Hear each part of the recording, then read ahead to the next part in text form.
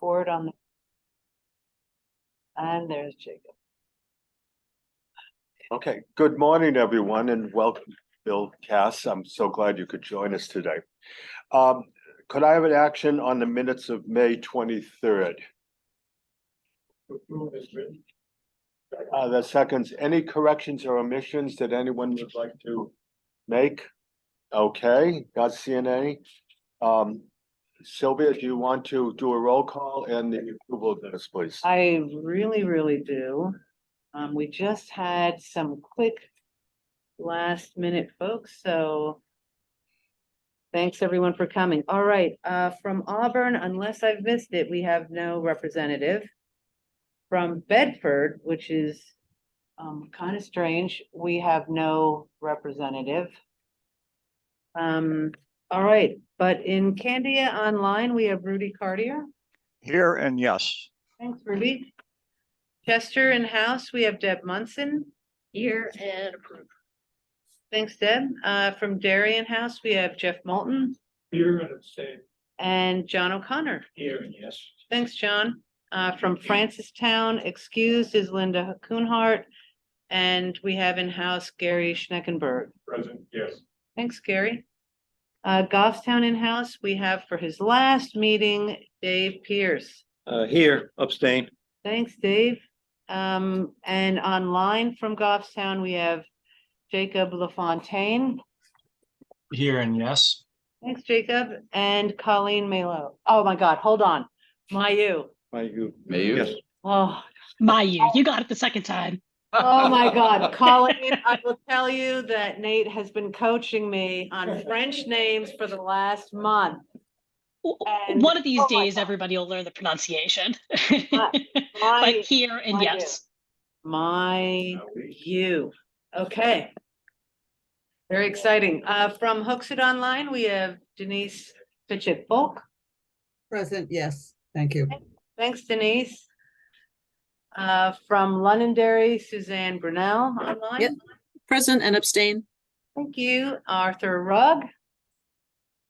I am present virtually and yes on the minutes. Thanks, Art. Lynn Wiles. Good morning. Yes, I'm here, and yes, on the minutes. Thanks, Lynn. In-house from Manchester, we have Peter Capano. Here and yes. Ray Clement. Here and yes. Okay. And from New Boston, right behind me, we have in-house Mark Sunan. Here and abstain. Thanks, Mark. And from Wyndham in-house, we have Peter Griffin.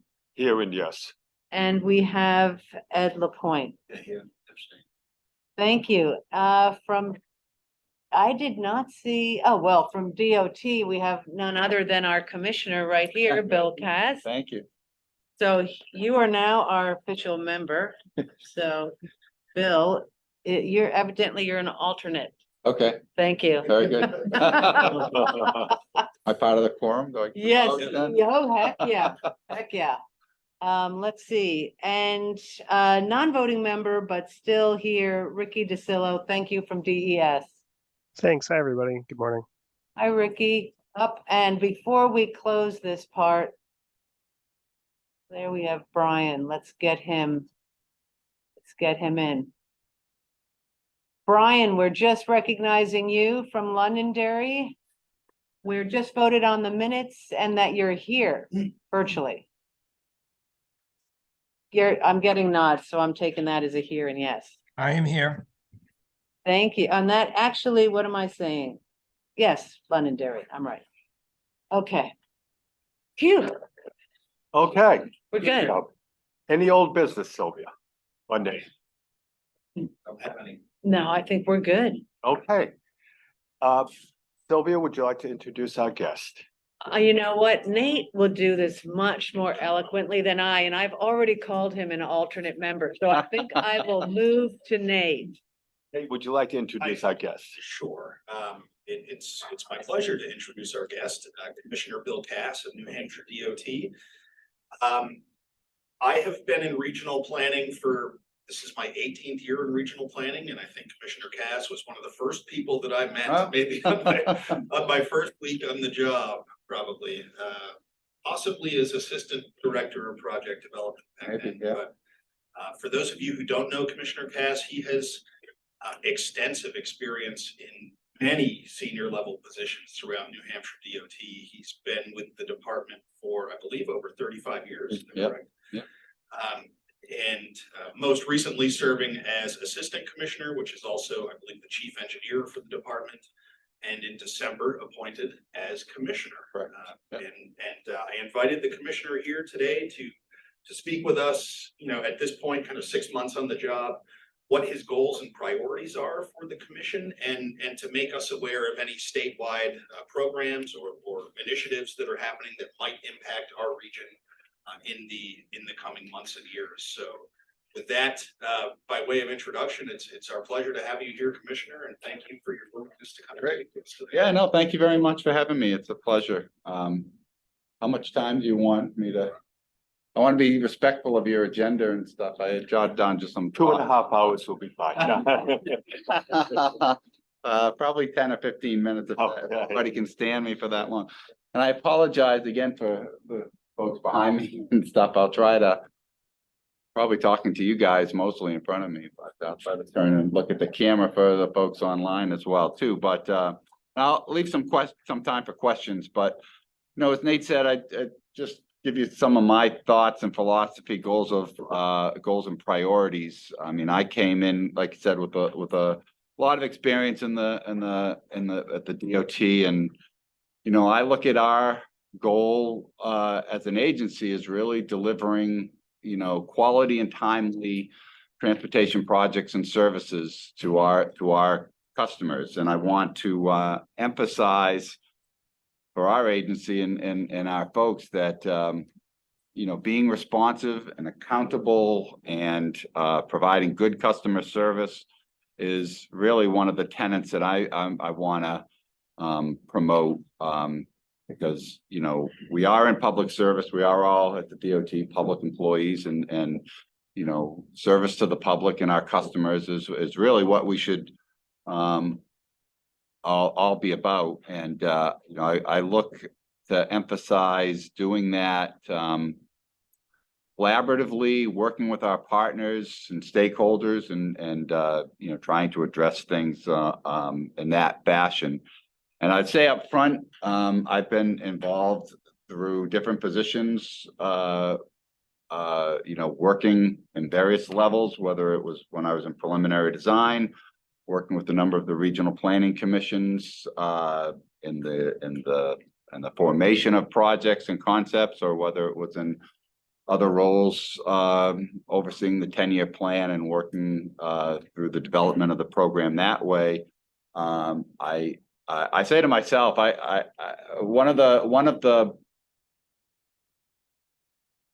find the planning aspects of the DOT in my job is one of the most enjoyable ones, you know, trying to sit down and figure out communally and collaboratively, you know, what the issues are and how best to address them. I've always found that one of the most rewarding parts of my career and the jobs that I've had those interactions. So I want to just let everybody know that I think we as an agency, we're committed to the partnership with the regional planning commissions and MPOs, and want to you know, continue working and supporting with the RPCs as much as possible in a teamwork manner. You know, I look at transportation as really connecting communities. We need to move people and goods, but you know, meeting customers' needs at scale, and whether those scales are at the local level or the regional level or a statewide level, that's really what I think transportation is all about, is making those connections. And I certainly realize that you know, at the DOT, you know, we're like everybody else, we're dealing with vacancies, we're dealing with resource needs and being short-staffed and things like that. And I recognize that at times our agencies and our folks can be, you know, kind of defensive. We can get into a little bit of a siege mentality, and it's hard to you know, kind of overcome that when you're overwhelmed with just all of the needs and all the things to get done in a day. But and I see some of the bigger issues that we end up dealing with, whether it's, you know, developments and our driveway permitting on that, or operationally, and I think here in Manchester especially, and in Concord, where we're constantly dealing with you know, homeless issues and encampments in our right of way, and how to treat those you know, sensitively, because, you know, it just moving people along out of the right of way doesn't really address the issue. They have nowhere else to go a lot of times. So, you know, we need to be sensitive with that, and bigger global societal things that impact, you know, some of our design elements and things we do, whether it be climate change or greenhouse gas emissions, or greenhouse gas reductions. You know, all of those things can be very overwhelming. And I think at times I've been in that position where it seems very, you know, defensive, that, you know, we can't, as a Department of Transportation, you know, address all of those issues. We have a small part in permitting driveways, for example, or in maintaining the right of way, and homeless issues, and affordable housing, and all of those, you know, just seem very overwhelming for what a Department of Transportation has ability to really address and affect.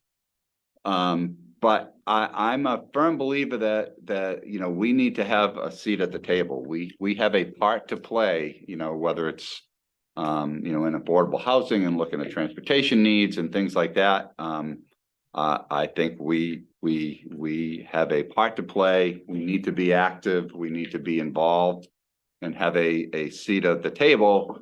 That's part of my message to our staff, is that, you know, we need to be engaged, and you don't have to, you know, I think as engineers, we kind of grasp things and want to try to solve the whole problem. And some of these problems are just, you know, really too big for us or one agency to really address or come to terms with. But that's what I try to emphasize to our staff, that we need to have a seat at the table. We need to be engaged. We need to be part of the solution. And I just kind of say that to them. We can't do it alone.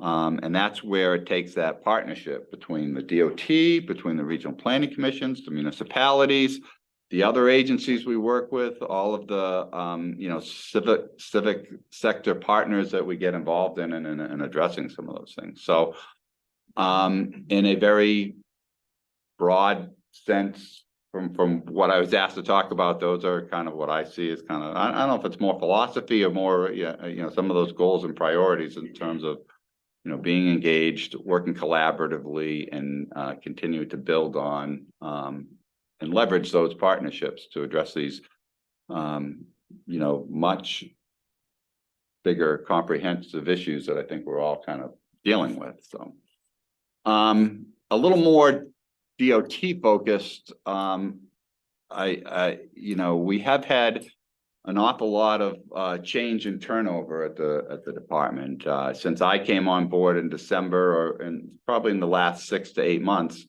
My entire executive office has turned over, either through retirement or people leaving, or just some churn and people moving up. So we have a lot of change. We have a lot of new people in new positions, taking on new responsibilities. So there is a learning curve. But I tend to be a glass half full kind of person, and look at that as you know, as opportunities. There's new people coming on board. They have new perspectives. They have new approaches, and maybe better ideas, or more open eyes to look at things in a different way. I don't know, but again, with that change, I think again, it's one of the things we've been talking about at the agency is there are a lot of opportunities to look at things differently. One of the things that I've tried to emphasize within the agency has been a focus on safety nationally, with speeding and number of fatalities and traffic deaths. It's really it's really a top level issue that I think we have ability to try to address and correct. And so I've been placing a lot of focus on safety and safety systems and how we can best address safety. One of the actions that we've taken recently is we always had a safety section overseeing the Highway Safety Improvement Program and doing some of the interaction with the Department of Safety and our partners there. We've tried to take and elevate that position. I took our former traffic engineer, Bill Lambert, out of traffic, appointed him as what I affectionately call him our safety czar, and kind of put him in charge of those programs and looking to elevate that section out of it had always been just a section within the highway design, within the Project Development Bureau. I think the safety issues and how we address and approach them are much broader and interdivisional, cross-cutting both operations and project development. So I've tried to elevate that section. We're still trying to get it fully staffed, but elevating the prominence of that, making it a direct report internally to my assistant commissioner and chief engineer, so that we can address these issues much more comprehensively and again, cross-divisionally. So that's been one of the focus and priorities that I've had. We've also taken on a little bit of again, it's a little bit more internal, but an internal focus. But one of the issues we've had since the pandemic, and I think everybody is dealing with them, has been, vacancy rates, and hiring and retention. I've had many people say to me, I don't know where everybody went. I don't know where all the employees went, but we are routinely dealing with a vacancy rate within the department of between 20 and 25%. So that's 1 in every 5 or 1 in every 4 positions that are vacant, and trying to hire and trying to recruit and trying to retain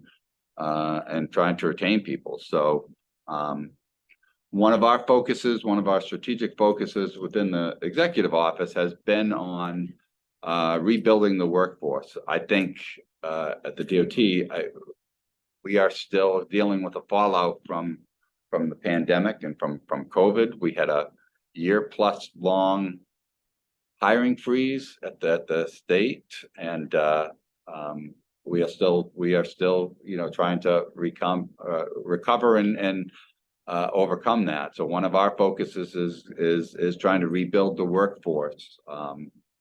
I don't know if we'll ever get back to where we were pre-pandemic, but looking at the workforce and some of the things that we can do, both in hiring, recruitment, retention, internal development, trying to keep the good people we have, some of that internal focus. Another part of that is also focusing on, well, let me just make one comment too. I mean, compensation is a big part of that. And I think I'm very excited that the governor's budget did include a 10% pay increase. I think that will help go a long way towards some of the recruitment and retention within the department. Again, and getting back to those needs to serve our customers.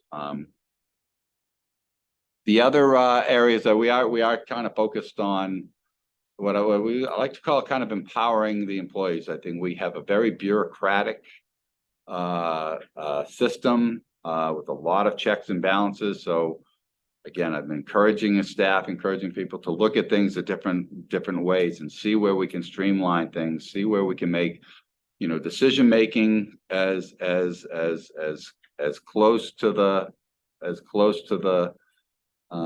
ground as possible. Not everything needs to come up to directors or commissioners for decisions. We'll try to empower people and get things done much more faster. On an external type of thing, I know I've challenged our planning folks, and that's working with the RPCs and stuff. Some of the processes involved with STIP oversight and STIP amendments, I think, can hopefully be streamlined so we can be more efficient in that manner as well. So those are some of the internal focus priorities that we're dealing with, and I think they're issues that everybody is probably dealing. As far as statewide initiatives and priority, or statewide initiatives and projects going on, probably the biggest thing we have on the horizon, we've been giving a lot of focus to it recently, has been the upcoming update of the 10-year plan and the development of the 10-year plan. We are starting tomorrow with our kickoff meeting with the Governor's Advisory Committee on Intermodal Transportation, the GASSA process, the 5 executive counselors. So we'll be meeting with them tomorrow, giving them an status update of where we've been in the last 2 years, what our high-level goals and objectives and strategies are going into this update of the 10-year plan, seeing if they have any feedback on that, and then be looking at getting back together with them in probably August of this year with a draft 10-year plan, and beginning the public hearing process this fall, September and October. I'll probably have a number of public hearings on that. I'll tell you, most of our focus has been, there aren't any earth-shattering or big changes. A lot of it is a sustainable program. During the development of the 10-year plan last year, the bipartisan infrastructure law, or the IIJA, and our federal reauthorization was passed, and we've incorporated those levels of funding in the 10-year plan, and our focus with this 10-year plan is on successfully delivering on the promises of that. So an update on that.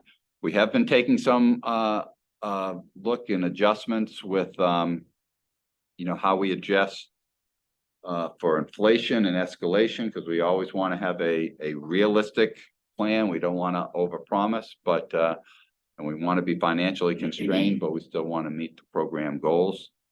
Some of the things that again will be coming out, I know through Nate and others, the Regional Planning Commission priorities, we'll be looking to include those in the updated draft of the 10-year plan. That's looking at are the priorities from previous 10-year plans still accurate, making any changes based on the guidance and the prioritization from the RPCs and MPOs, as well as extending the program out 2 more years and adding those new priorities into the program.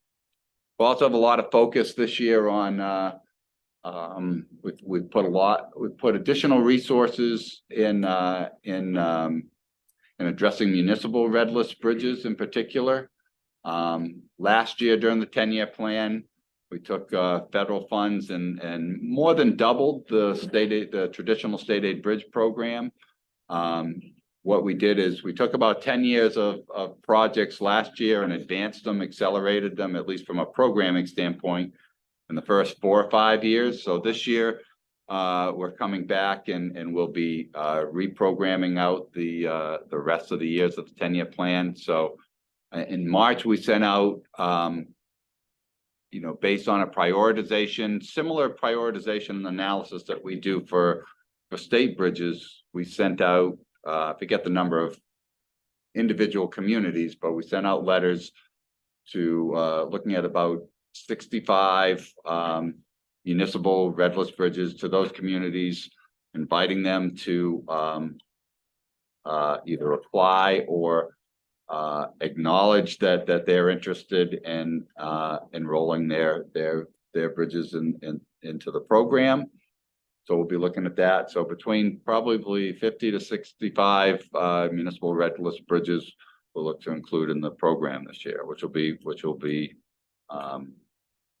more than I've ever seen, and I know it's a lot of interest in the municipalities.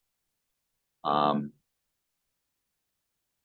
the 10-year plan is the big thing. A couple of other things, and I'll wrap up here and take any questions. Is one of the positive things coming out of the budget this year as well too, and it's due to a lot of the advocacy from the regional planning commissions and the transit providers, was about $2 million more in the state budget of state match for transit services. So I think that'll go a long way. That'll be not as much reflected in the 10-year plan, but it is an important improvement coming out of the state budget. I remember several years ago we had to argue hard to reinstitute just the $200,000 the state has traditionally provided for of state funding for local transit match. So to have about $2 million is a good feat, and again, congratulations, or I should say, much more kudos to the advocacy of all the local folks there. I think the legislators and stuff, they listen much more to their constituents than they may to the agency heads. So Sylvia, we were talking about the corridor studies. We're talking about the 111 corridor study, which we just got approved through Governor Council. Also in the 10-year plan, we have funding to do corridor studies. In past 10-year plans, there's been a whole laundry list of suggested corridors, and with some fixed amount of funding, trying to prioritize which ones we address first. So in the last 12 months or so, we've gone through that process, and coming out with the 10-year plan, we'll be looking to program those individual corridor studies and get on with those. But I'm a very big advocate for doing what we can for planning and corridor studies. We have a lot of piecemeal programs, whether they be safety improvements or even resurfacing projects and programs, and it's so much more productive and efficient if we can identify an overall plan and overall layout of a corridor's needs, so that it's awful hard sometimes to bite off a big multi-million-dollar project, but if there is a vision for a corridor, we can take incremental steps over time and through various programs, whether they be the safety programs or resurfacing programs, to pick away and try to address those needs. So, and the last kind of statewide initiative I'd point out, and I know there is interest locally at the Regional Planning Commission level, is on the electric vehicle infrastructure charging program, the NEVI program. So last fall we had completed our statewide plan. The state of New Hampshire from that program, from the federal program, is getting about $17 million over 5 years to build out EV charging infrastructure, primarily along the alternative fuel corridors, primarily along the interstates first, and then along the primary highways. As we developed our statewide plan, there was certainly a lot of interest at the local level in having local funding, local charging infrastructure to supplement and augment what we would be doing on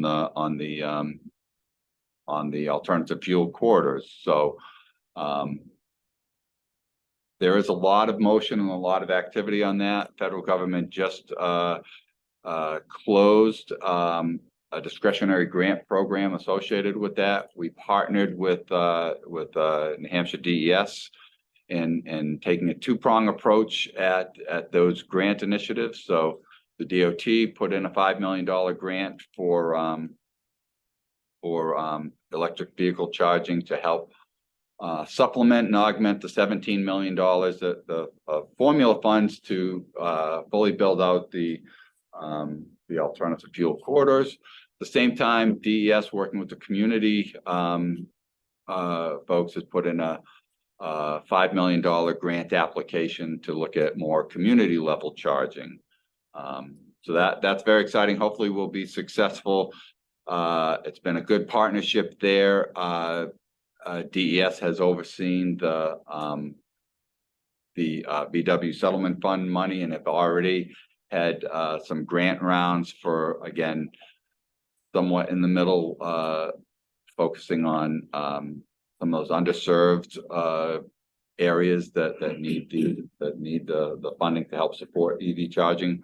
But certainly it is a growth area, with both the federal programs, what DES has with the grant opportunities. It is a component of the discussion of the CMAQ round of discussions that we have deferred a little bit, waiting for some additional federal guidance, but a lot of resources that can come to bear on that, and helping to coordinate with that will be a big statewide initiative. And the last plug I'd like to make gets to that discretionary grant programs. And there's an awful lot of there is coming out of the IIJA. There are a lot of discretionary grants. There are a lot of opportunities, but hearing about them, understanding about them, and getting the word out has been a challenge, because there are just a huge number of programs where we're challenged with it internally at the DOT, trying to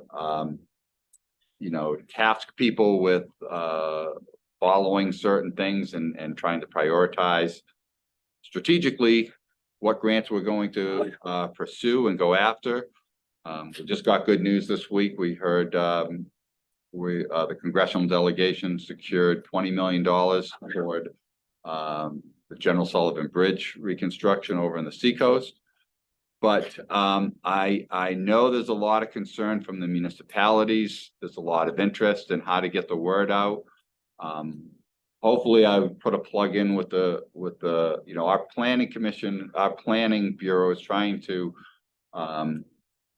help coordinate that, but hopefully the regional planning commissions can be that frontline advocate of working with their communities and trying to inform them and work with them on all of the multi-tiered grant opportunities that are available through the federal funding. So dead silence, but I'll open up any questions. I hope I didn't go on too long. I hope it's kind of the information you all were looking for, and it was useful. And It was good. Questions for the commissioner, please provide your name and the municipality that you represent. John? Yeah, John O'Connor. Hi. Derry. And so I'd like to bring it down to a local level. Mhm. Could you update us on exit 4A? It's one of the largest projects still on I-93. Yeah. Along with the scenic rail trail, and then just follow up with how bad is the damage up in North Country from all these storms that are hitting up there? Yeah, exit 4A has been near and dear to my heart for a long time. Near and dear may be a stretch, but we've been involved with it for a long time, and it's moving right along. So the interchange, you can see all the work there on the first project that's underway. We have the next projects slated to come out next spring, which will be the connection from essentially the Londonderry town line in through Route 28 and 28 bypass. A lot of work there. I know the rec trail crossing, the rail trail crossing has been a point of contention. Is it resolved? It's resolved in our minds. I think, we're moving ahead. It had a lot of debate last fall, a lot of discussion with the local town council, a lot of discussion at this legislative session with the legislature. But we heard loud and clear from the town council that not necessarily a preference one way or another, but that they wanted things. They want things delivered. That we didn't want any further delays, and there's been debate and criticism and back and forth about that. But I think I've been very clear. We've been very clear that to take a step back and redesign things at this point to accommodate the tunnel option would impact the delivery schedule, and that was. We had very clear guidance from the town council on that they didn't want any delays. So, and I know there's a lot of advocates here and there. Yeah. I'll say here, I mean, there's a lot of debate. I'm confident that at the end of the day, that this is gonna be a good balance in between all the users' needs there. There's been a lot of debate and stuff, but you know, we are gonna have, it is gonna be a safe, ADA accessible, grade separated crossing. A little bit longer, maybe a little bit more scenic down along under the Shields Brook Bridge, but I'm very hopeful. We're gonna put a lot of effort into making sure that it is done right and looks well, and I hope that at the end of the day, when the project is done and complete, that people won't see it as something lacking, but it will be a good benefit to both the state and the community, so. And as far as the North Country, you know, the area right now that has really been most impacted has been in Alexandria, Bristol area. I didn't hear as much about in the Southwest, but yeah, the storms are tough. We keep working to get the roads opened. I mean, most of the state roads, we had shoulder washouts and stuff like that, but nothing seriously impacted, not like in Alexandria where they had a lot of localized damage on town roads and stuff. Next question in-house, Barbara. Thank you, Barbara Griffin. Hi, Barbara. I was glad to hear your emphasis on safety, and there's no response required, but I'd really request that you will do a study to substantiate my observation is that drivers have gotten horrible since COVID and do a survey pre-COVID and post-COVID on accidents per mile, because Sure. Everybody I talk to thinks it's the case, and Yeah.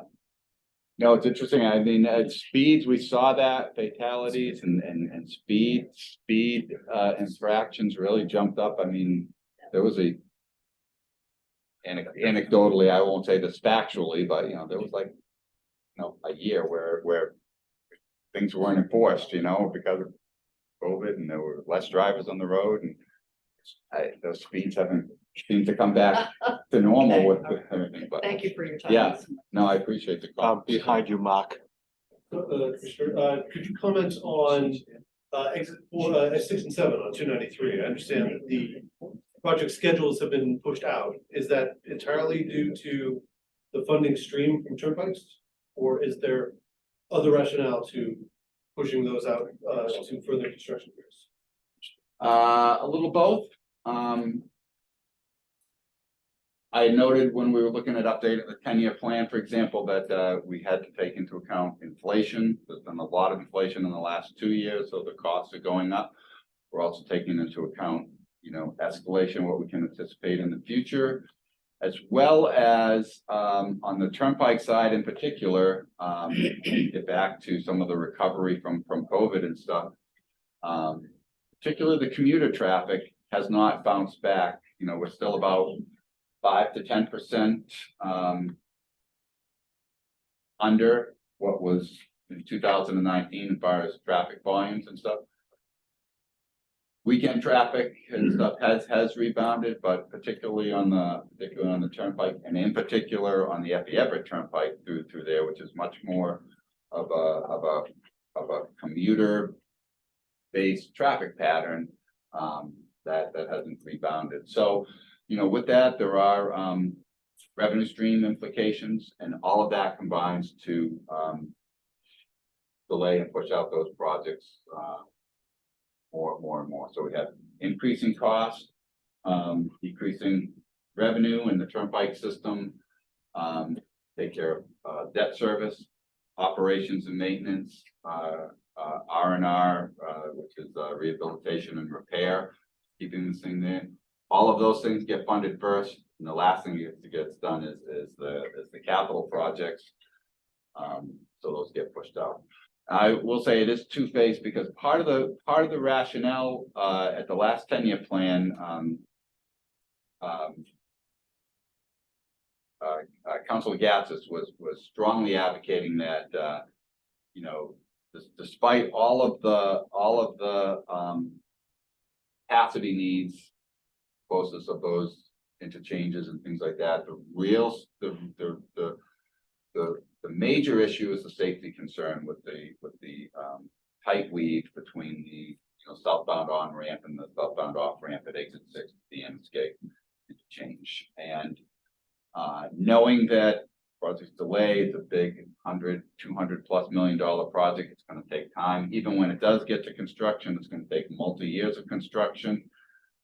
He strongly advocated to put in an interim project to at least address the safety issue. So we'll be looking at, sooner rather than later. I forget the year. I think it might be as soon as 2025 or 2026.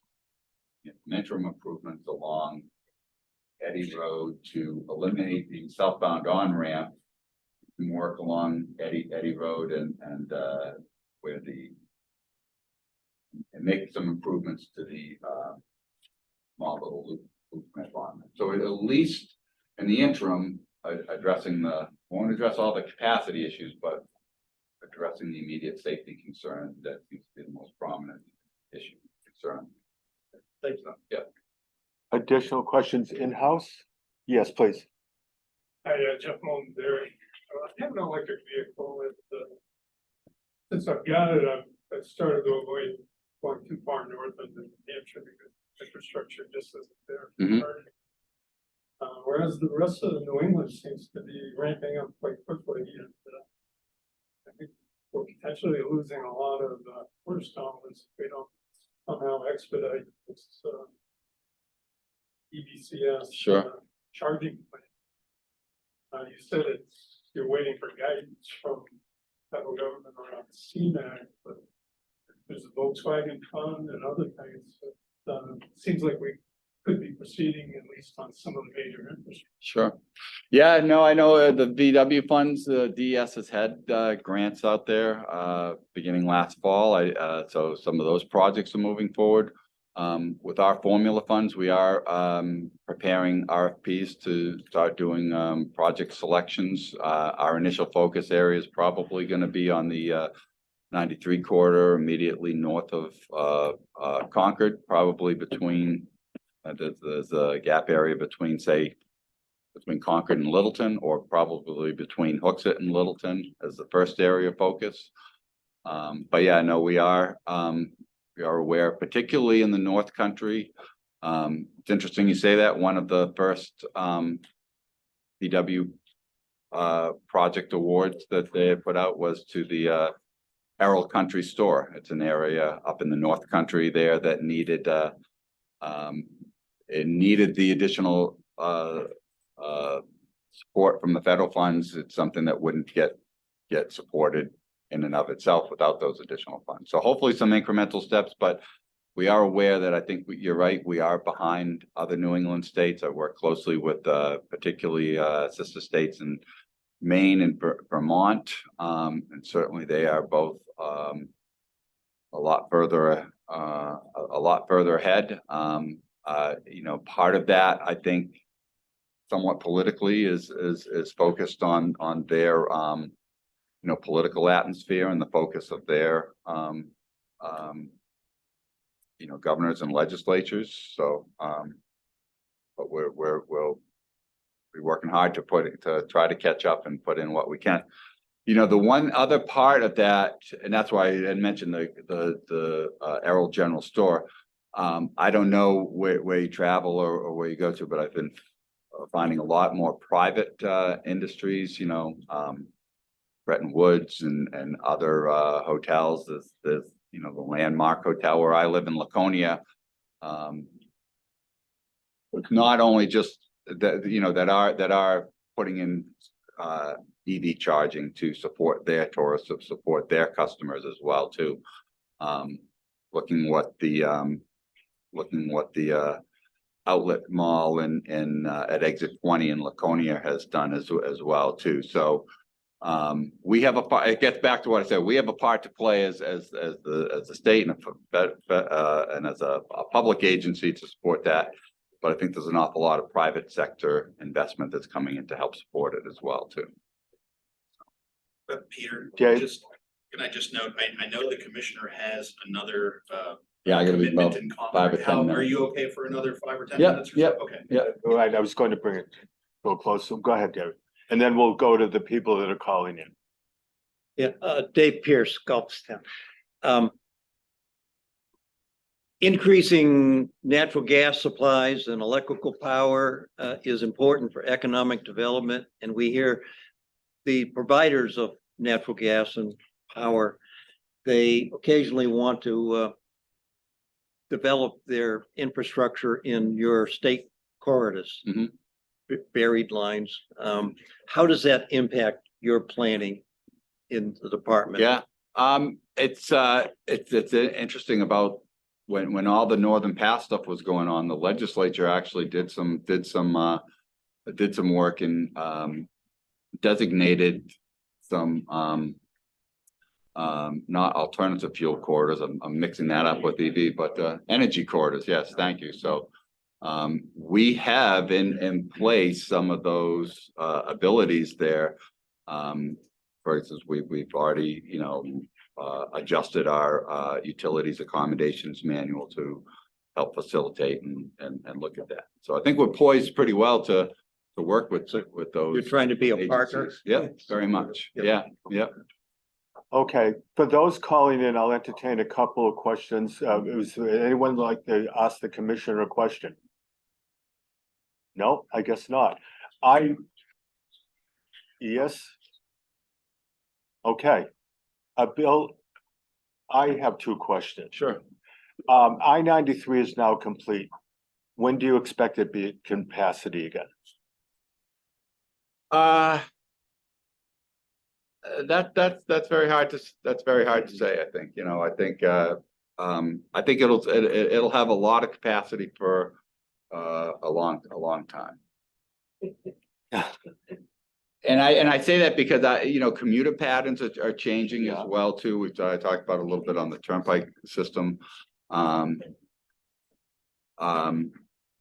But I think I had given you some information. I can't. I'm pulling from the recesses of my memory. Some of the I thought you said research we did. 2035, 40. Yeah, I think it was that long, and that was just getting to like a level of service D or something like that. So I think it has a long way to go.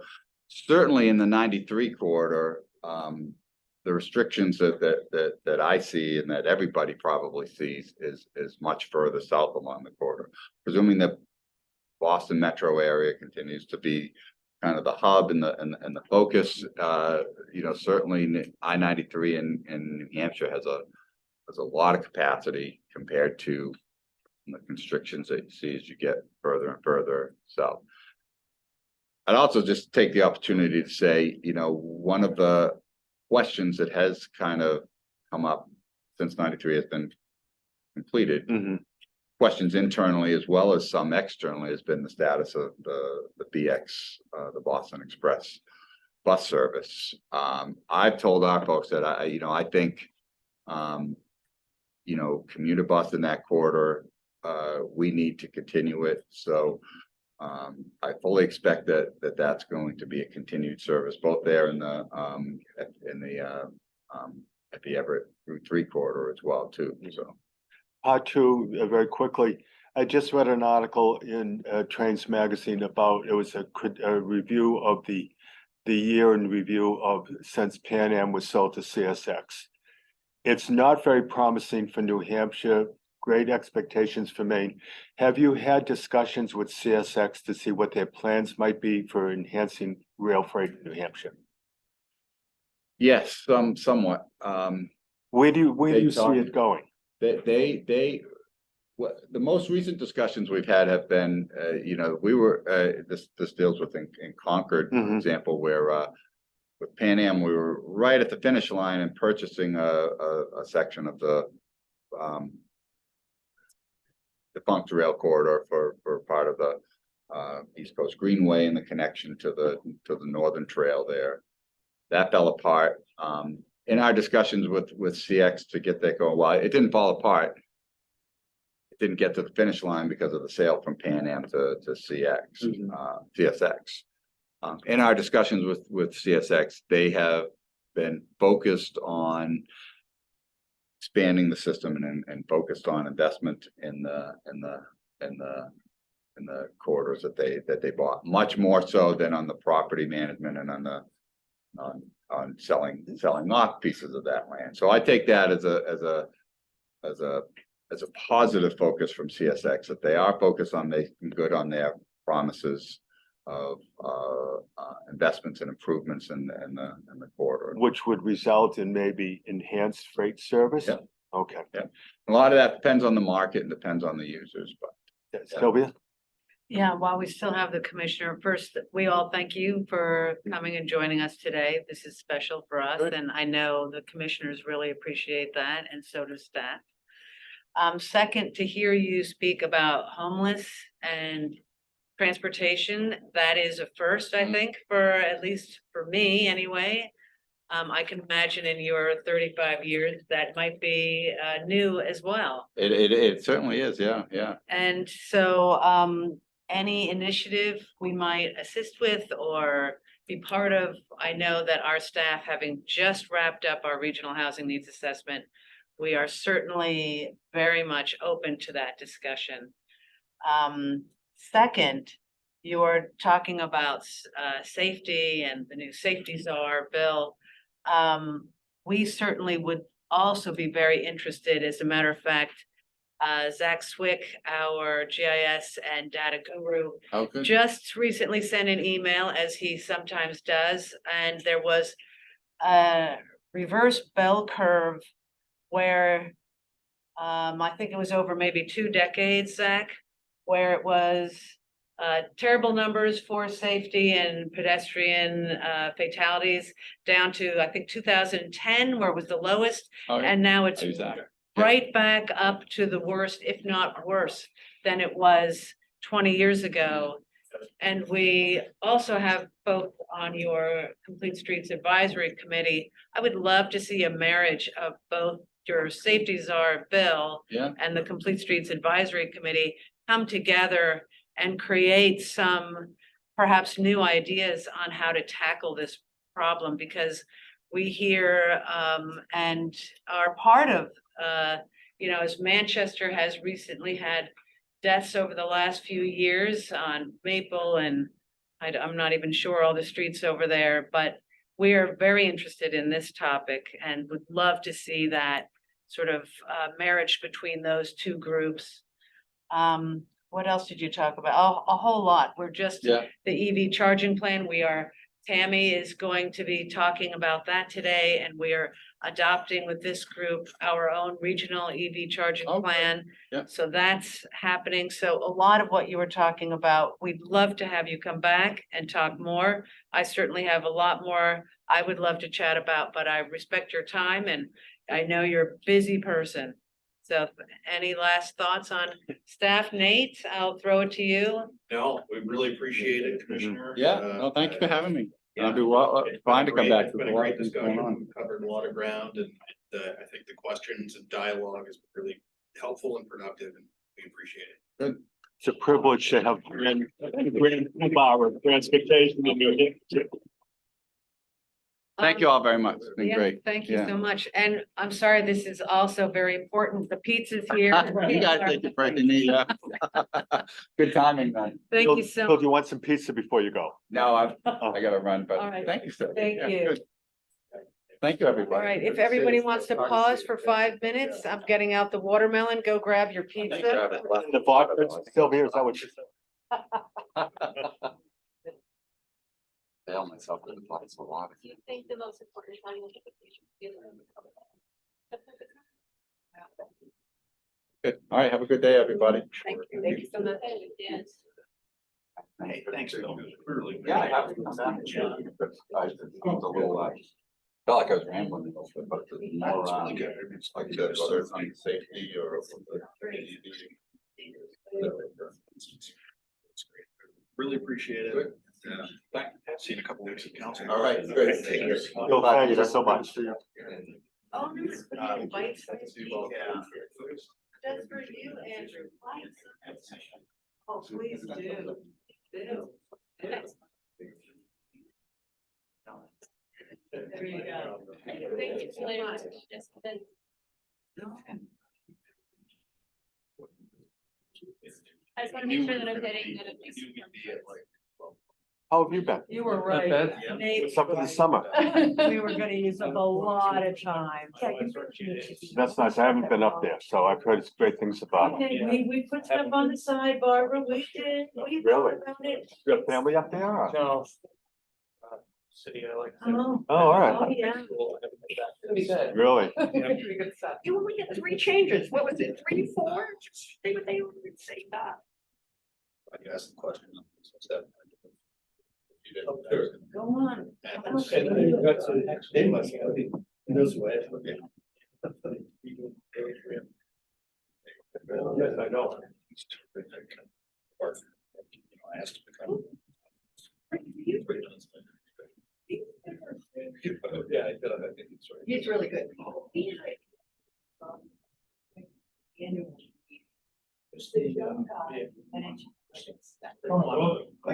Yeah.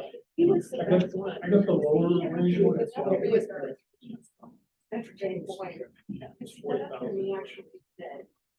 You know, safety, right, it's the courage. Sure. And he talked about highway, he talked about highways, and he said, you know, the goal is zero. And he said basically, it's completely unrealistic. I said, it's not happening. I can't put that in the plan.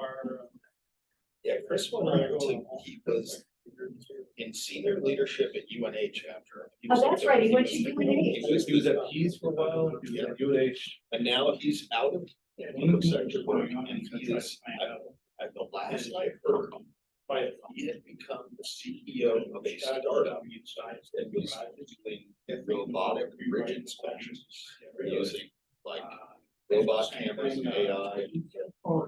Well, I was telling my patriot down here that I can save a lot of money out of this. We're getting rid of all the dams and crossing out. You just have to build a little slope down.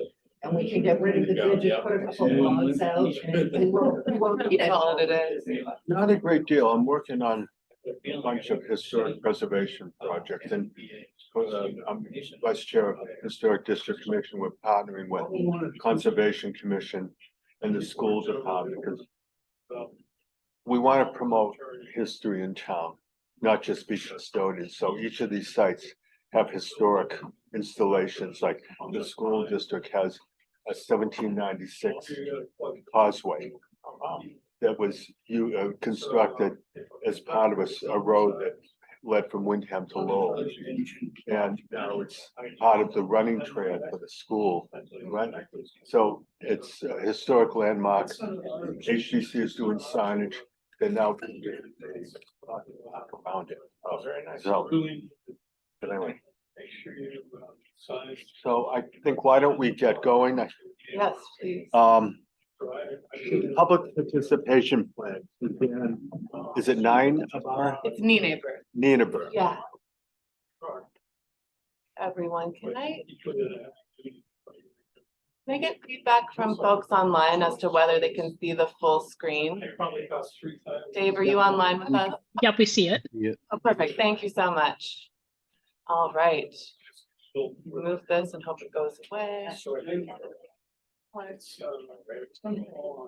All right. So,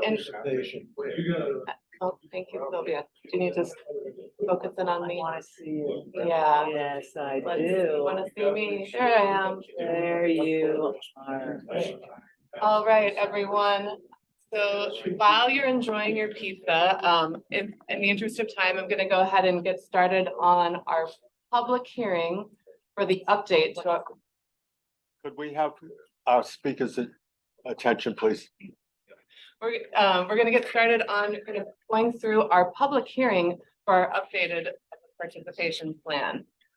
This should all be very familiar to folks in the room and online since I presented it in detail at last month's meeting. So I've been instructed to move as quickly and concisely as I can while still giving credence to all of the excellent comments that we received. So that's what I'll be doing. I know that you all have read this through cover to cover, but this is a refresher about what each chapter contains. We have an introduction to provide general background on what public participation is, what the plan is about. We go into detail on our goals and strategies. We then look at our approaches in chapter 3 and kind of detail all of the techniques we'll be using. We provide a synopsis of how public participation fits into the overarching MPO planning process. And then we get into our performance measures for how we'll be evaluating this work moving forward. Just looking at our timeline, this was posted for comment back on May 12th. And this is unique in that it's a 45-day public comment period. So we presented it to this group on May 23rd and had a fantastic discussion, and then we'll be pulling and highlighting a few comments from that. On June 15th, we presented this to the TAC, and the members in attendance, while we did not have a quorum, they did share a consensus recommendation for MPO adoption. And today we have our public hearing. So we'll be reviewing some comments and hopefully getting a recommendation for adoption. So we have two main sources of public comments. I first want to thank you all for being so engaged and really participating at last month's meeting, because I think there were some fantastic contributions that we'll be adding to the plan. We also received a really insightful email from Lee Line of Federal Highway Administration, and we'll be covering his comments today as well. For the sake of time, anybody who caught a typo or a simple correction, that's going to be covered. So thank you for that. I will take time today to review some proposed edits and additions to the draft, and also touch upon a couple of insights for just consideration that may or may not actually result in any content change for this update. So first we'll start with proposed edits and additions, and we will integrate all of these pending approval from folks in this group. One major theme that we touched upon was the importance of revisiting some of our outreach tools and emphasizing what outreach tools are available. We had some great conversation about how commissioners and other stakeholders might like to have some sample slide decks that they can pull so they can help spread the word about what SNHPC does. And so we will be incorporating that under our goals section, making sure we're really clarifying that as an important resource we want to disseminate. We also talked about making it easier for organizations to request a presentation. As you recall, we talked about meeting people where they are. How can we be more inclusive? And one way we can do that is make it easier for people to ask for our support. So we're currently in the process of developing a series of kind of Google forms that people can use to request presentations, outreach materials, etc. And we will make sure to refer to that in our goals as well. We talked about the value of our YouTube resources. I think a lot of you all follow us on Facebook. We have relatively less YouTube subscribers, and that's a resource that we really do want to highlight. This meeting we're having right now, this public hearing, will be posted on YouTube, and we want to make sure that people are aware of that. So we're going to kind of take a comb through and add in additional information about YouTube where available. And then we've also received very positive feedback on the ways to participate call out box. It really shows a lot of opportunities for people to get involved at any level of commitment. And there was a recommendation that we make that more prominent. So we can move that up to chapter 1 rather than burying the lead, give people kind of something they can do right away as they're paging through the document. And then also we will be featuring that as a resource across various communications channels moving forward. This is a screenshot of the current ways to participate call out box. It's on page 16 of the current draft. And so this is something that we, again, will be using to kind of reinvigorate our communications around public participation.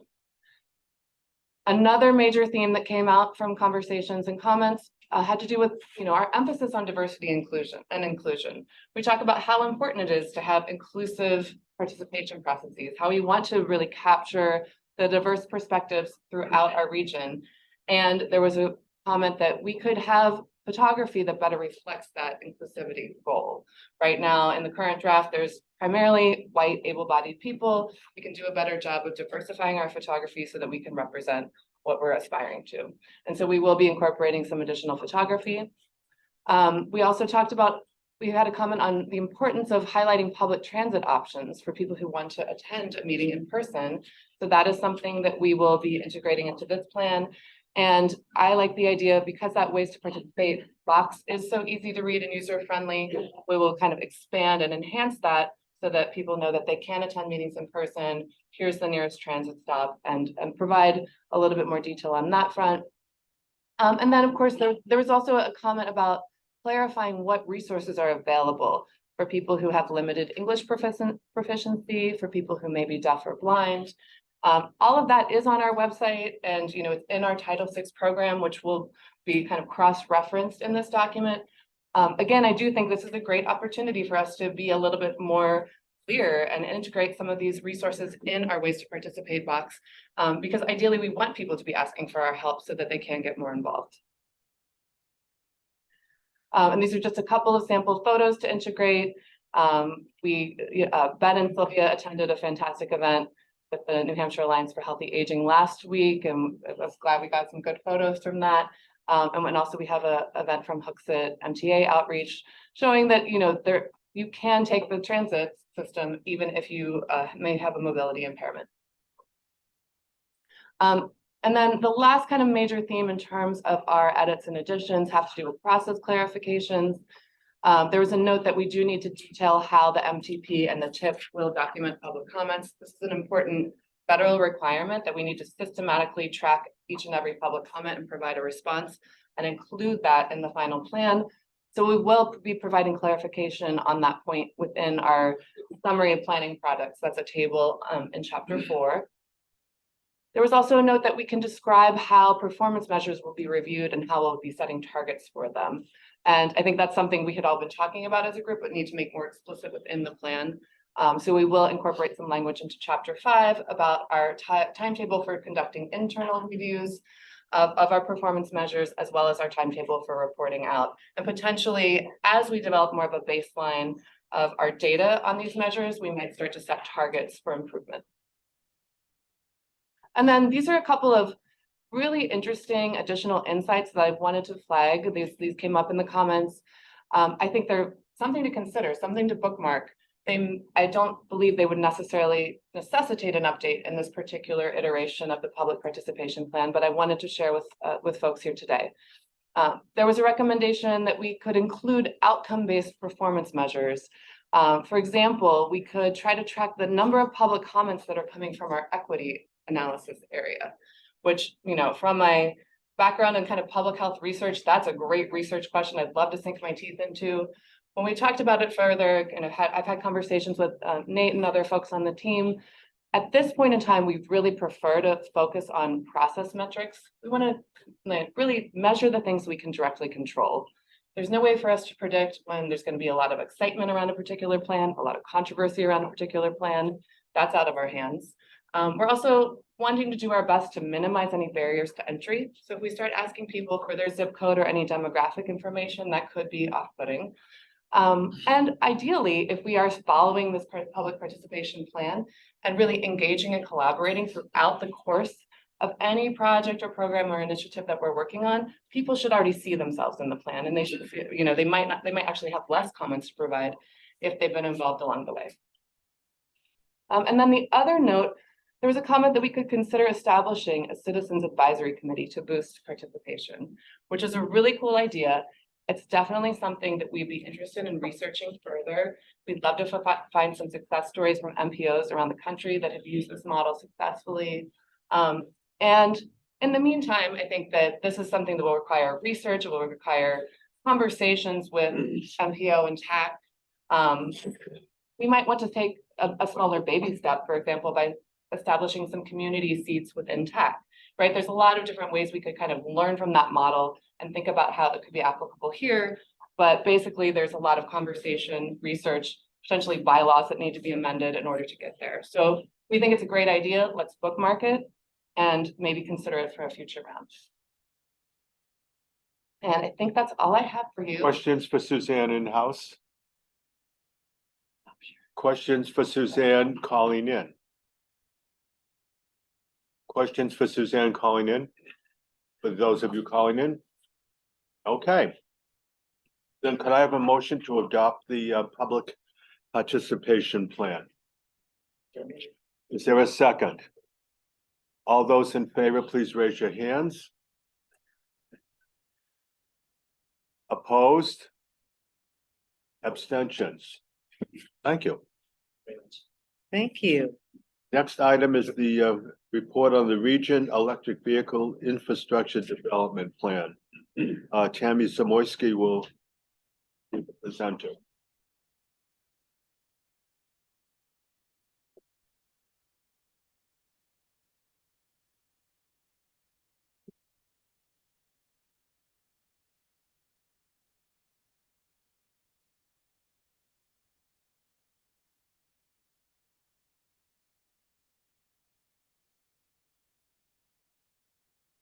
Is everybody able to see this in full screen at home?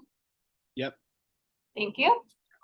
I'm going to give an abbreviated version of my presentation on the SNHPC region plan for electric vehicle infrastructure development.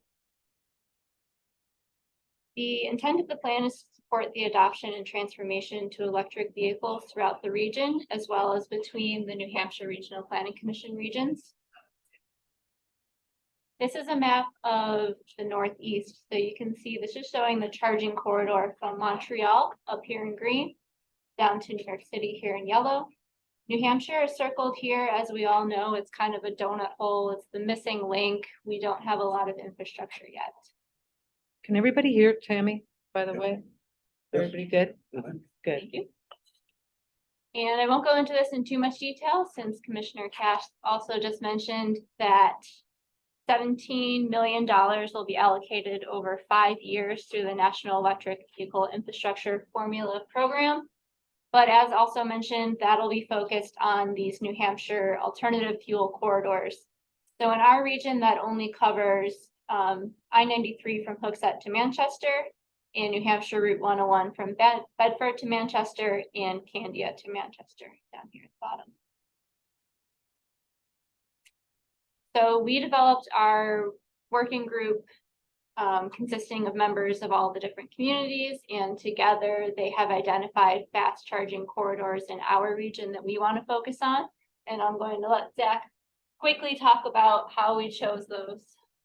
Sure. So we came up with a definition of we want to look at these particular corridors that were going to be underserved, and as well as within a quarter mile of all exits. So we looked at, originally we had I-93 down to, in that list there, down to 114. And then we got a suggestion from, maybe it was Derry, I can't remember, that we add 28 as well. So we did.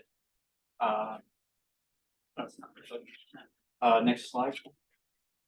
So yeah, next we looked at the 13,000 businesses that would be potential places we can locate these in our region. About half of those were within that buffer, mile buffer. And then we picked a couple of different types of businesses to highlight. And so we looked at gas stations, grocery stores, and state liquor stores.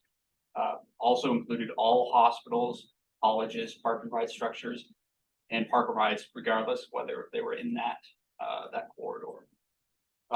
And then for some of our towns, like didn't have any of those corridors, and then we added some sites just so no town would be without some potential site. Next one.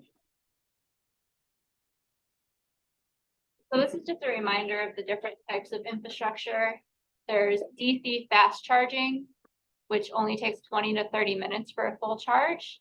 And then there's level 2 charging, which takes about 5 to 6 hours. So this is important when we're considering if we want to put in fast chargers or level 2, depending on how much time people would be spending at the destination while they're charging.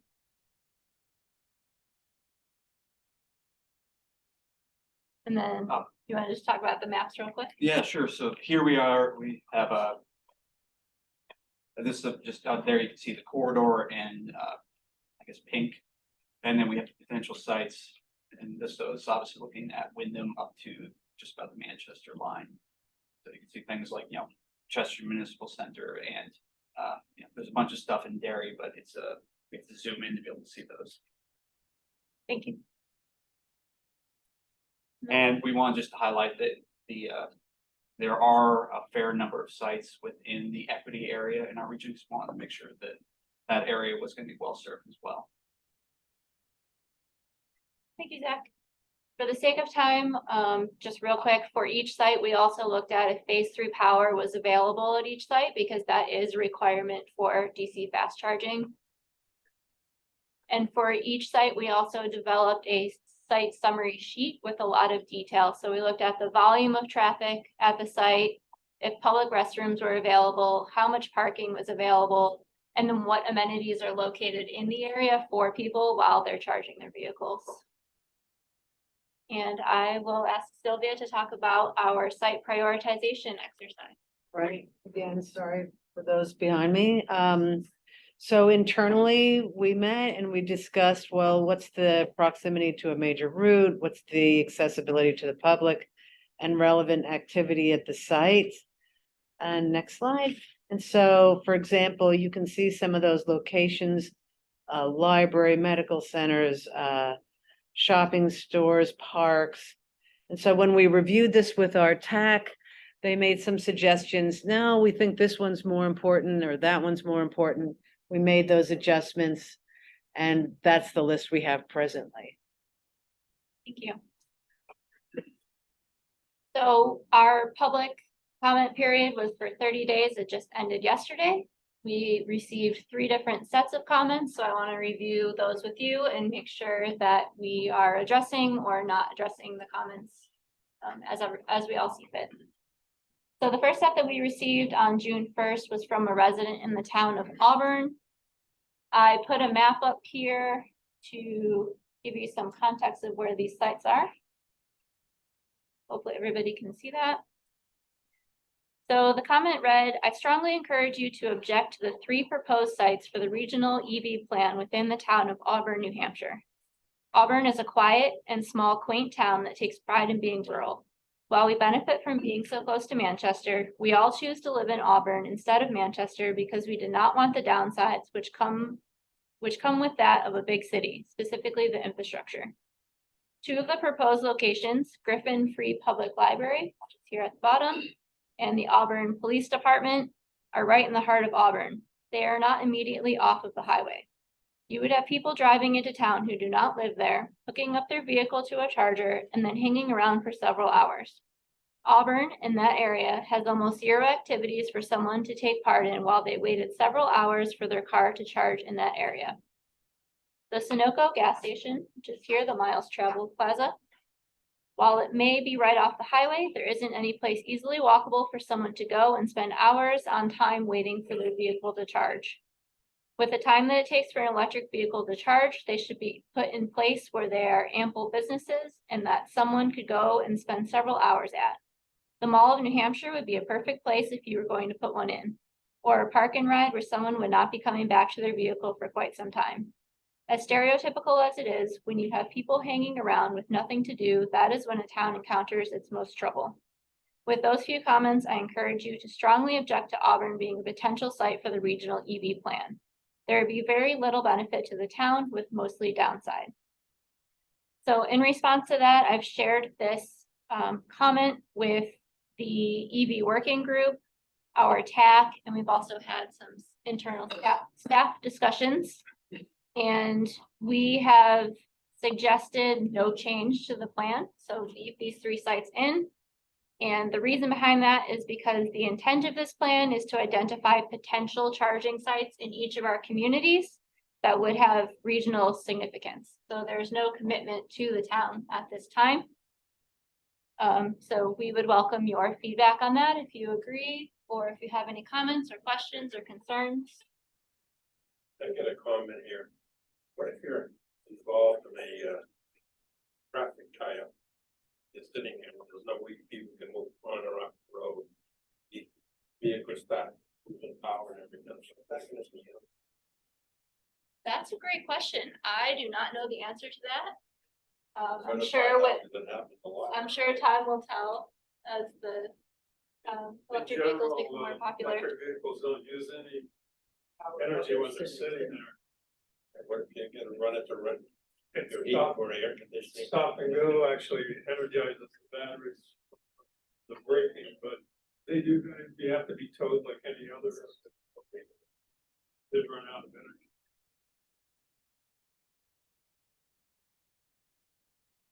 Yes, Barbara. I think that this really deserves a fuller discussion at a meeting than we're gonna be able to have here, because I think we're looking at, as we do many times, adopting the budget in about 30 seconds. And not having a full discussion on the budget, so I don't know from a planning standpoint and a commission standpoint, sort of what needs to be done today, because I think this EV charging discussion is very important because it is going to reflect and generate feedback from our member communities. And if we're not seen as taking into account the feedback of our member communities on this issue, I think it could have implications for the commission as a whole. And being familiar with the two sites that you have proposed in Auburn, I have to say, I don't understand why they would be proposed, but unless you would require, notwithstanding the comments of the individual, which I may or may not agree with, for somebody driving an EV vehicle, I'm sorry, we can't do everything online. It would require significant signage to direct people to get to that location, because they are not easily found off any highway intersection, and they are not even easily spotted as you drive by them. It's because of the rural nature of the neighborhood, of the area. And it does seem to defeat the purpose, if it is to keep EV vehicles moving, to be proposing them in a location that is at least 10 minutes off the highway. Doesn't seem to facilitate the effort of movement. Because you're generating another 20 minutes of driving for the vehicle to get charged. So I think there are a lot of considerations that should be going into this report, and I'm not sure that we can address all of them. And I will tell you, there were a lot of attachments for this meeting this week that came out last week, and I just looked at them yesterday, and I will admit I did not have a chance to look in detail at this plan. And I know that we have people who have vehicles who would be very interested, I'm sure, in a bigger discussion. So thank you. Tammy, do you still have more of your presentation you'd like to give to us? I just have two comments. They're very brief. The second one that I received was from the town administrator of Francistown. They were simply acknowledging that there is phase 3 power at the proposed site. So I went ahead and updated their summary sheet. And then the final one was actually from our Commissioner Jeff Moulton with dairy. So I just wanted to share those comments. Just that there's one specific site in the plan that references that 67% of renewable energy in New Hampshire seems high. So I just wanted to share that I got that information from the US Department of Energy. And I have a link there as well. Hard to see there, but it's almost entirely new. It's just Eversource puts out the thing that tells you how much, where they're getting their power from. I've never seen anything that high, but. Yeah, that's interesting. Is there another question? Oh, I just wanted to say, thank you to Tammy and Zach for this study. I think it's very important to lay the groundwork. Obviously, there's going to be more work in the future, and everything's going to get refined and sophisticated. I think right now, you know, the biggest crimp on this will be the amount of funding, and to just find out where there are potential locations and where there's public interest is important. I myself surprisingly found support from the Board of Selectmen in Chester for charging locations, which I didn't really expect. So I think it's very important. I did have one question just out of curiosity, because I've been reading articles on EV ownership for about half a year, and I was surprised when some of them were saying, you know, I can get a 80% charge in 20 minutes, you know, which was better than I thought. I don't know if you know this, but because this all ties back to funding, but I'm curious as to the cost differential between between a tier 1 and a tier 2 charging station. Because the more charging stations, the more people will buy EVs, but you know, they're really still taking off in terms of ownership exponentially right now. There is a market out there, and more people like myself have been reading this, you know, reading up on these, and seeing what kind of reliability. My son is 25 and he broached the subject the other day. He said, what do you think? You know, I've got to buy a new car. Now they have to do, you know, X amount. You know, what do you think about getting an EV? And I said, that'd be great if you charge it at home, but right now, I don't think you can go to, actually, we talked about going north of the notches in that. You know, when you'd have to have something lined up. The other last observation is I find that when you go online to try to plan a route or whatever, it's getting more and more cluttered with information you don't want. At some point, a light bulb will go off on Waze or wherever, and they'll start putting EV charging stations. All these apps that want to plan your routes for you are going to add that in because it'll be a draw to use their apps. I agree. I think artificial intelligence is going to play a big role in this. Well, Andrew, you're right. I mean, if Carl was here and trying to think about what Carl would say in response to both Barbara and you know, the sort of the comfort level of future car buyers, and I've thought about it too in 2025, which is about when I think I'll be due. What will my comfort level? And I think what this is meant to do is really provide guidance for future funding for potential sites. And like, for example, the Auburn case, these were the best sites that could, if you know Auburn and you've taken that exit, it's about 5 minutes to the town office. And so those are, you know, do we think that someone is going to drive from Rhode Island and land in Auburn? Probably not, right? But is it a potential site? Yes, and it will be more regional, probably. Zach. I want to point out that these were also not necessarily to be only for, you know, people passing through. These are for local use as well. Yeah. So you go to the library and while you're there, you look at your car. Yeah, if you have an EV or you're just thinking about EV and you're maybe a Chester resident and you want to go to the Auburn Library and you're not sure about your own your son going, he could then charge at the library if they found funding to put in a charger. So these are the best that this committee came up with. They've been vetted, and I think it's a really good effort, a good start. To one, get people more comfortable with the thought, like Andrew's son, at buying an EV car. Deb.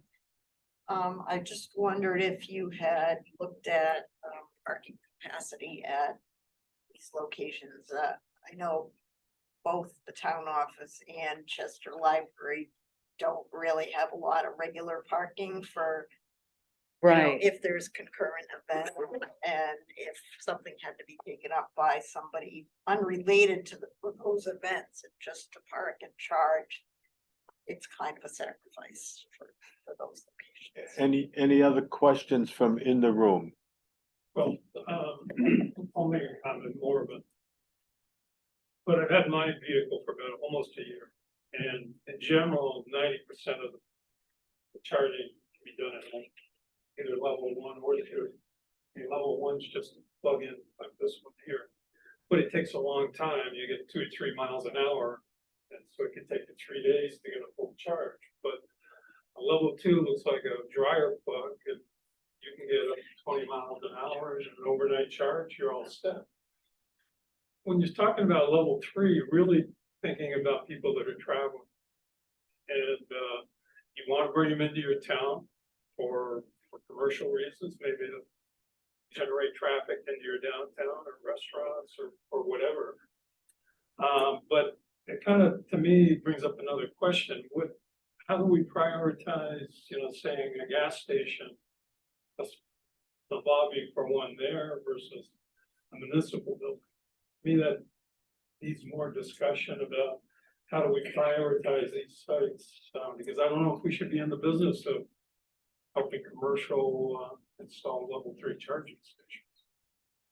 Okay, are there additional questions from those people calling in? Stop sharing.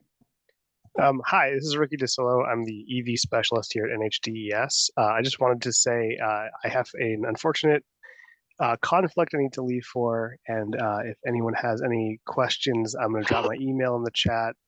Please feel free to reach out to me if there are any technical questions that I can help address. I think Tammy's doing a great job. I just want to also put my resource out there as well. And there's questions about DES's funding programs as well, especially in the EV space. I'm the person to go to for that. So like I said, I'll put my email in the chat, and otherwise I will be hopping off shortly. So thank you. Thank you, Ricky. Mr. Chairman. Yes, sir. Just. I know, we're in a time crisis. Process wise, the MPO has two options here. If you're comfortable taking action on this plan today, you're free to do so. Otherwise, we have noticed today as the beginning of a public hearing for this document. You always have the ability to continue that public hearing to next month's meeting, July 25th, and pick up this discussion at that time if you see fit. You have a couple of choices about how to proceed today. Let's take just a rough count. For those of you that would feel comfortable extending the public hearing process for another month, please raise your hand. Yeah. And those calling in, okay. I think that's it. Does this You would make a motion to yes, continue the yes, hearing. I just wanted to take a straw count of it. Could I have a motion to continue the hearing process till our next meeting? So I'll move to extend the public hearing to the July 25th MPO meeting. Is there a second? All those in favor, please raise your hand. Yes. Opposed? Abstentions? Thank you. Tammy, thank you so much for your insights and your hard work on this. Tammy, quick question. Information about the plan, besides distributing it to us commissioners, who do you reach out to at the municipal levels? So we did a public notice in English and Spanish in the Union Leader. We shared it with the EV working group, and we also shared it with any relevant town staff. So planners, public works, town administrators. Okay, yeah, thank you. You're welcome. Yes, you had. Just apologies, just a quick clarification. I reversed in my mind the order of charging stations. 1 to 3. Between the rapids. Thank you. Any other business to come before this meeting? Sylvia? No, Okay. we're ready. Can I have a motion to adjourn the MPO? Second. All those in favor? Yes. It's unanimous. Thank you. Okay, I'm going to call to order the Southern New Hampshire Planning Commission meeting. Could I have a vote or a motion to take action on the minutes of May 23rd? Yes. Second. Approval for the minutes. Second. Any corrections or omissions? Sylvia, do you want to do a? Yeah, this is gonna be first name and quick. Candia, Rudy, Yes, and here. Chester, Andrew, Deb, Yes. Derry, Jeff, Here and abstain. John, Yes. Francistown, Gary, Yes. Goffstown, Barbara, Yes, yes. and David, Yes, and I'm sorry, abstain. Jacob, Here and yes. excellent, Hooksett, nope, she's gone. Brian in Londonderry, Here and yes. Art, Here and yes. Lynn is there. Here and yes. Thank you. Manchester, Peter, Here and yes. Ray, Here and yes. New Boston, Mark, Here and abstain. Wyndham, Peter, Here and abstain. and Ed. Okay. Woo. Okay. Thanks. New business. Nate, do you want to go over the budget, please? Yeah, sure. And I do recognize in respect of everyone's time that it is 1:05. I have a 10-slide PowerPoint that hits the highlights. I can go through that if people are interested. Otherwise, we did lay out some of the key salient points in the staff report. A copy of the draft budget was included in your staff report, has been unanimously endorsed by both the budget committee and the executive committee. So what is your pleasure? I can go through a brief presentation, or I can just answer any questions you may have about the draft budget in the interest of time. We could also just, you could just read through this. I have a question. Yes, John. Oh. Under the expenses, Yes. budget consultants, Mhm. Rockingham Nutrition Meals on Wheels. Why is there a huge difference?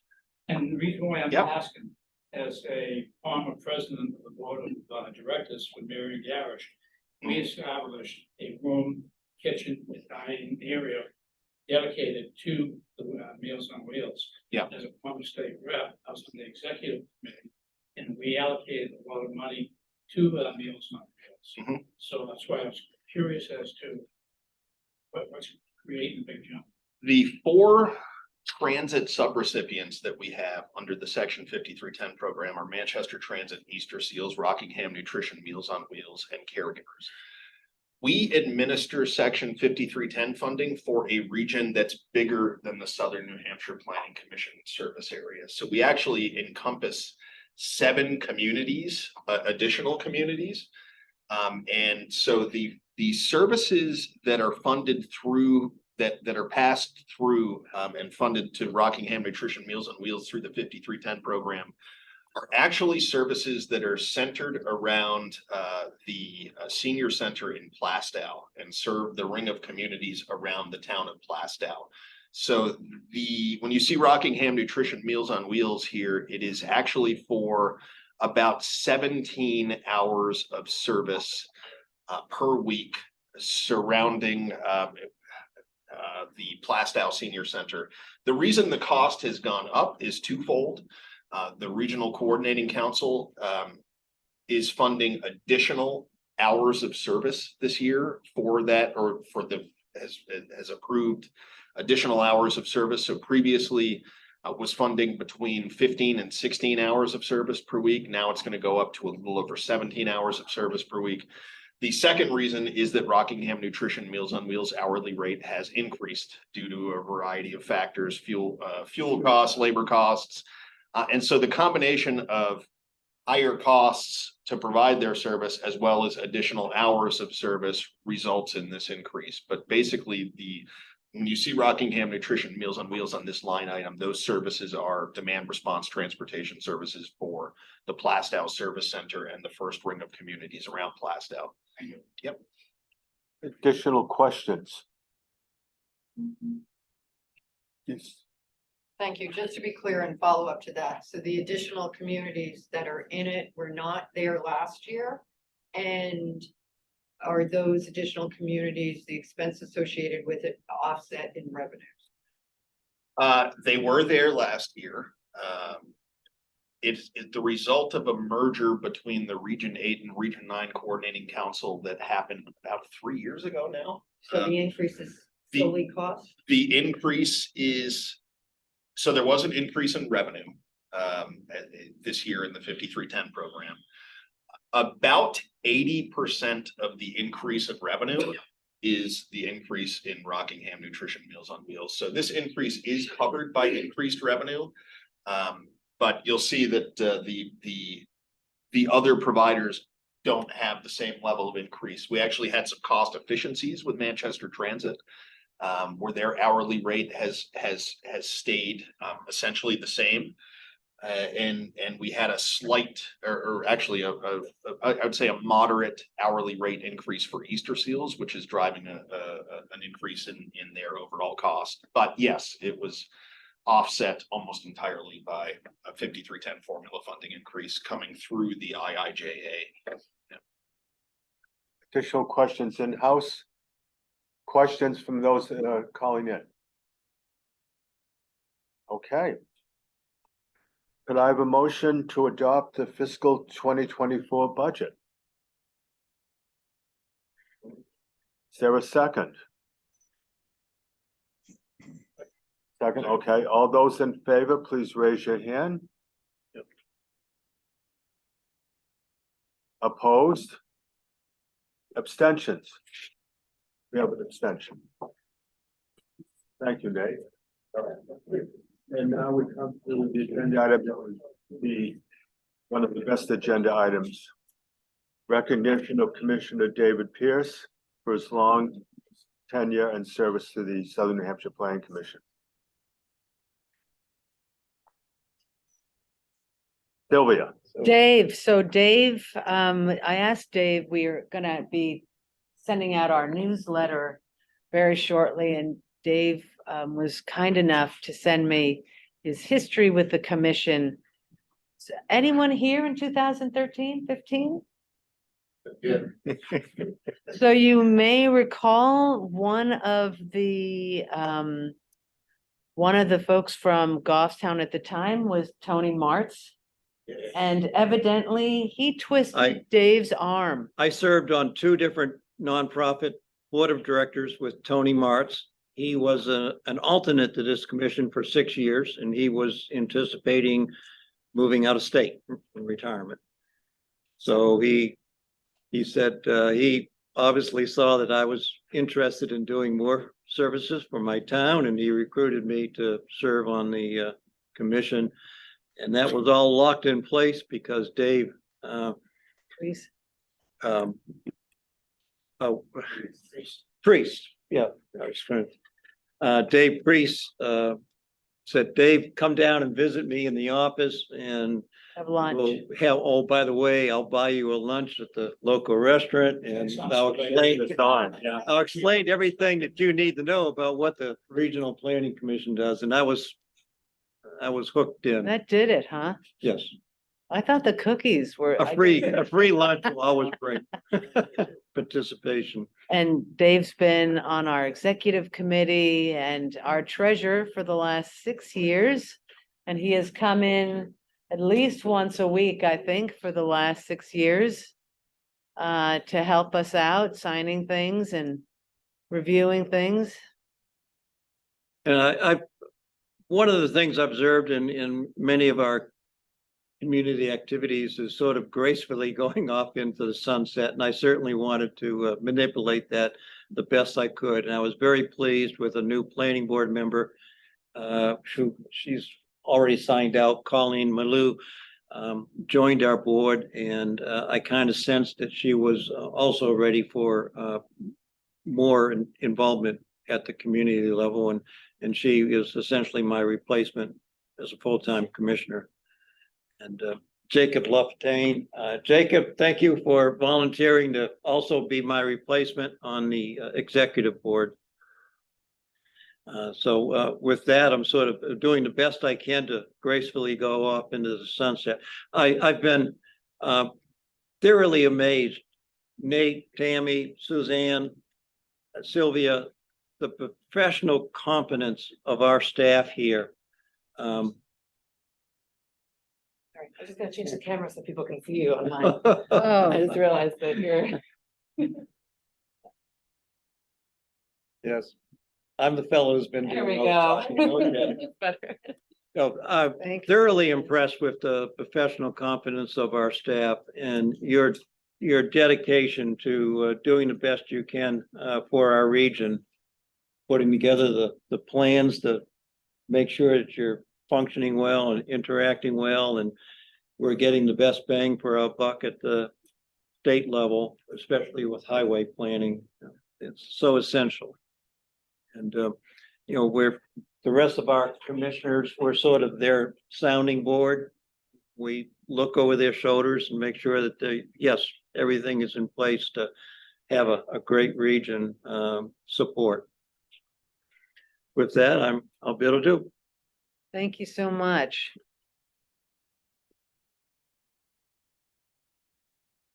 David, thank you so much. I mean, you've been a role model for all of us. Now you have all this institutional knowledge. You can come back at any time. I will. I'm still involved as an alternate on the planning board. I thoroughly love that as an engineer, seeing the developmental plans come into the town for new residential complexes, business activities, boundary adjustments. I loved all that. I am an elected member on the sewer commissioner, in Goffstown. We have 2,100 customers that make happy. And, it's run as a business sewer department in town. The amount of revenue we take in, we expend in order to keep a sound infrastructure working properly. So I enjoy being involved at the business level of running an infrastructure. Thank you. Any other business? That's Sylvia? it. No, we're good. Any public comments, commissioner insights from in-house or calling in? No? We will see you in a month. Could we, motion to adjourn, please? Motion to adjourn. Second. All those in favor, it's unanimous. Thanks, everyone. Thank you for coming out today. And make sure you have some watermelon and a cookie and some pizza on your way out. Thank you.